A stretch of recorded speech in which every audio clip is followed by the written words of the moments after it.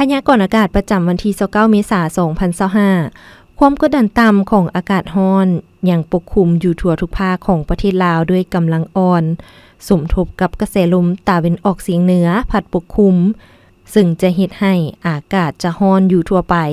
และจะมีฝนตกฟ้าร้องฟ้าเหลื่อมในระดับคอยในแต่ละภาคและจะมีฝนตกปานกลางหานักพร้อมมีหมักเห็บตกและมีลมพัดแรงอยู่บางท้องถิ่นแขวงภาคเหนือพยากรณ์อากาศแต่ 7 โมงของวันที่29หา 7 โมงของวันที่30 เมษายน2025ภาคเหนือด้านตะวันออกอากาศเย็นในตอนกลางคืนหาตอนเช้า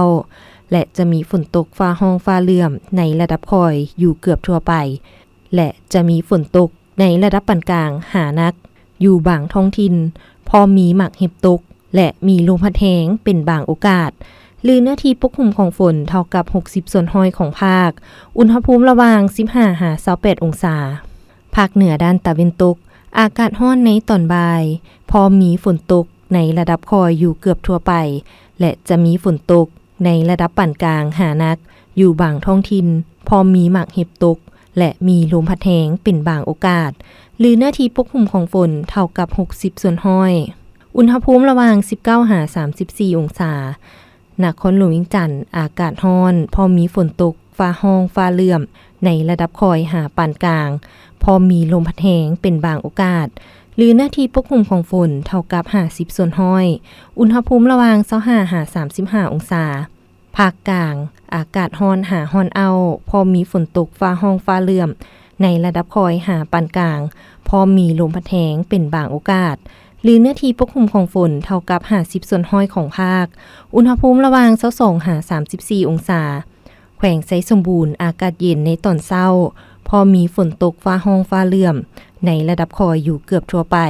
และตกในระดับปานกลางหานักอยู่บางบริเวณและมีลมพัดแรงเป็นบางโอกาสหรือเนื้อที่ปกคลุมของฝนเท่ากับ60ส่วนห้อยอุณหภูมิระหว่าง18-28องศาภาคใต้อากาศร้อนหาร้อนเอา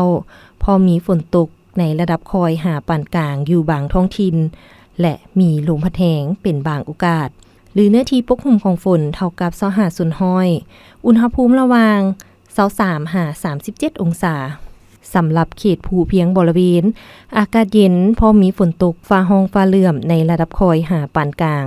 อยู่บางบริเวณและมีลมพัดแรงเป็นบางโอกาสหรือเนื้อที่ปกคลุมของฝนเท่ากับ20ส่วนห้อยอุณหภูมิระหว่าง16-27องศาอวลวันแสงพระจันทร์อ่านสบายดี